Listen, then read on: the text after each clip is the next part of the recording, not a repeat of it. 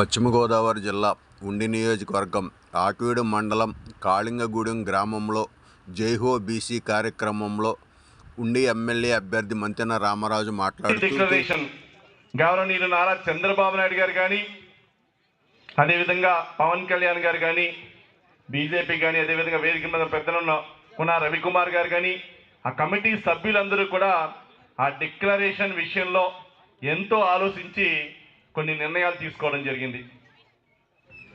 బీసీలందరికీ కూడా ముందరగా గౌరవనీయులు నందమూరి తారక రామారావు గారు ఆ రోజు మహిళలకు ఆస్తిలో సగభాగం ఇచ్చే విధంగా కానీ సమాన భాగం వచ్చే విధంగా కానీ అదేవిధంగా స్థానిక సంస్థల్లో కానీ లోకల్ బాడీస్లో అన్నింటిలో కూడా రిజర్వేషన్ 34% కలపడం కానీ చంద్రబాబు నాయుడు గారు కానీ అదేవిధంగా ఎన్టీ రామారావు గారు కానీ చేయడం జరిగింది.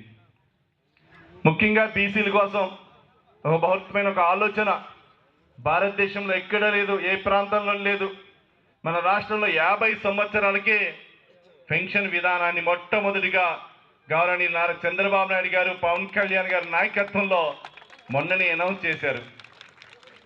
మీ అందరికీ కూడా 50 సంవత్సరాలు దాటితే 4,000 రూపాయల పెన్షన్ స్కీమ్ని భారతదేశంలో ఏ రాష్ట్రంలోని లేదు, మొట్టమొదటిగా తీసుకురావడం జరిగింది.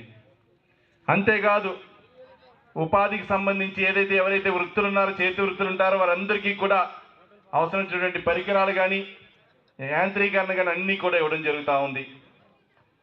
అదేవిధంగా స్థానిక సంస్థల్లో కానీ అదేవిధంగా చట్టసభల్లో కూడా రిజర్వేషన్ కల్పిస్తూ తీర్మానాన్ని కూడా చేయడం జరుగుతూ ఉంది. రాబోయే రోజుల్లో బీసీలకు ప్రత్యేకమైన రక్షణ చట్టం కూడా తీసుకురావడం జరుగుతూ ఉంది. ఇప్పటి వరకు మన దేశంలో ఎక్కడా లేదు, ఒక కొన్ని వర్గాలకు మాత్రమే రక్షణ చట్టం ఉంది.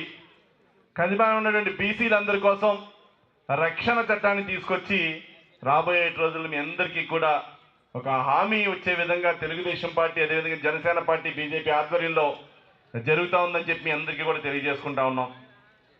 ఈరోజు మీరందరూ ఒకటి గ్రహించాలా, నిరుపేదల కోసం ఏదన్నా తీసుకొచ్చారంటే నందమూరి తారక రామారావు గారు ఆ రోజు పెన్షన్ స్కీమ్ 30 రూపాయలు, రోజుకి రూపాయి చొప్పున 30 రోజులకి 30 రూపాయలు చొప్పున ఇచ్చే మొట్టమొదటి స్కీమ్ తీసుకొచ్చింది తెలుగుదేశం పార్టీ గౌరవనీయులు నందమూరి తారక రామారావు గారు అని చెప్పి ఈ సభాముఖంగా తెలియజేసుకుంటా ఉన్నాను.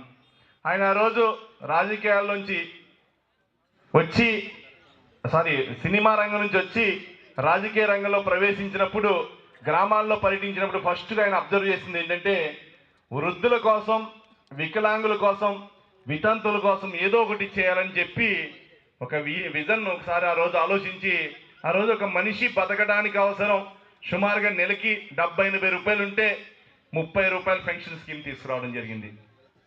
అదే పెన్షన్ స్కీమ్ రాబోయే రోజుల్లో 4,000 అవుతా ఉంది. 2,000 వరకు చంద్రబాబు నాయుడు గారు తీసుకెళ్లారు. 30 రూపాయల నుంచి 2,000 తీసుకెళ్లేవాడికి 1,875 రూపాయలు ఓన్లీ తెలుగుదేశం పార్టీ తీసుకెళ్ళడం జరిగింది. మనం మేనిఫెస్టోలో 3,000 పెట్టాం, ఇతను కూడా పెట్టాడు, దశల వారీగా ఇచ్చాడు 250, 250, 250 పెంచుతూ. దాని ద్వారా ప్రతి వృద్ధులు కానీ, వికలాంగులు కానీ, వితంతువులు కానీ సుమారుగా 35,000 రూపాయలు 5 సంవత్సరాల్లో ఒక కుటుంబంలో నష్టపోవడం జరిగింది. అంతేకాదు కొల్లేరు ప్రాంతాన్ని కూడా రాబోయే రోజుల్లో ఉన్నతమైన అభివృద్ధి చెంది మీ గ్రామానికి త్రాగునీటి సమస్య ఉంది, ఇంటింటికి కుళాయిని కూడా పెట్టడం జరిగింది. ప్రతి ఒక్కరికి కూడా త్రాగునీటి సమస్యలు తీర్చడానికి రాబోయేటి ఉమ్మడి ప్రభుత్వం ముందరకు వస్తుందని చెప్పి మీ అందరికీ కూడా తెలియజేసుకోవడం జరుగుతూ ఉంది. అంతేకాదు మహిళలు చూస్తాం మనం అందరం కూడా, గతంలో మహిళలంటే భారతదేశంలో కానీ మన రాష్ట్రంలో కానీ మన ఉండి నియోజకవర్గంలో కానీ మన గ్రామంలో కానీ అందరూ గడప చాటు నుండి, కట్టిన చాటు నుండి మహిళలు ఎవరు బయటికి రాకూడదనే ఒక నిబంధనలతో ఉండేవారు మహిళలందరూ. అవునా కదమ్మా? అటువంటి దాన్ని గౌరవనీయులు నారా చంద్రబాబు నాయుడు గారు డ్వాక్రా సంఘాలు తీసుకొచ్చారు. డ్వాక్రా సంఘాలు తీసుకొచ్చి ఒక్కొక్కరికి సభ్యులకి 1,000 రూపాయలు చొప్పున 10 మందికి 10,000 రూపాయలతో డ్వాక్రా సంఘాలు ప్రారంభమైతే ఈరోజు ఒక్కొక్క సభ్యులు 2 లక్షల రూపాయలు చొప్పున 10 మంది సభ్యులు 20 లక్షల రూపాయలు వచ్చే విధంగా చర్యలు తీసుకుని ఇంత డెవలప్ అయిందంటే మహిళలందరూ కూడా ఆర్థిక పరిపుష్టి వచ్చింది అంటే తెలుగుదేశం ప్రభుత్వం ద్వారా జరిగిందని చెప్పి మీ ద్వారా తెలియజేసుకుంటా ఉన్నాం. ముఖ్యంగా మీరు గమనించాలా, ఎక్కడ 1000 రూపాయల గ్రూప్లో ఒక సభ్యులు 2 లక్షల రూపాయలకి వెళ్ళింది అంటే 200 రెట్లు మహిళలు ఈరోజు దగ్గరలో ఉన్నటువంటి మీకు సిద్ధాపురం బ్యాంకు రావచ్చు, లేదా మీకు ఆకివీడి వెళ్ళొచ్చు. బ్యాంకుకి వెళ్ళి మహిళలే కట్టిన చోట నుంచి గడప దాటి గడప నుంచి బ్యాంకుకి వెళ్ళి మీ యొక్క ఏదైతే స్వయం సేవా సంఘాలు ఉన్నాయో మీరే పొదుపు చేసుకుంటారు, మీరే అప్పు తెచ్చుకుంటారు. భారతదేశ చరిత్రలో ఎక్కడా లేదు.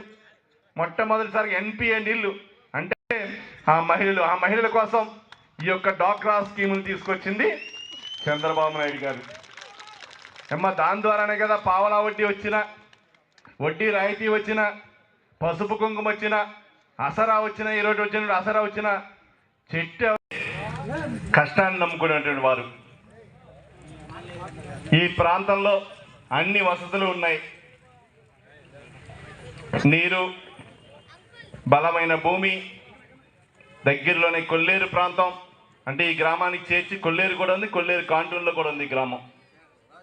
అటువంటి ప్రాంతానికి ఆ రోజు ఉపాధి కోసం కానీ ఈ ప్రాంతాన్ని అభివృద్ధి చేయడం కోసంలో కానీ మీరందరూ వివిధ ప్రాంతాల నుంచి వచ్చి ఇక్కడ సెటిల్ అవ్వడం జరిగింది.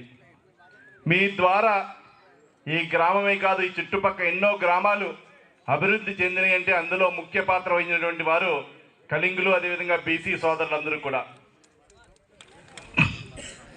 ఎందుకంటే ఆ రోజు ఈ యొక్క వ్యవసాయాన్ని సాగు చేయాలి అంటే ఉపాధి అవసరం. ఆ ఉపాధి కష్టాన్ని కర్షకుల్లాగా ఒక వ్యవసాయ కార్మికుల్లాగా పనిచేసి మీరు కూడా ఈరోజు అందరూ కూడా ఈ ప్రాంతం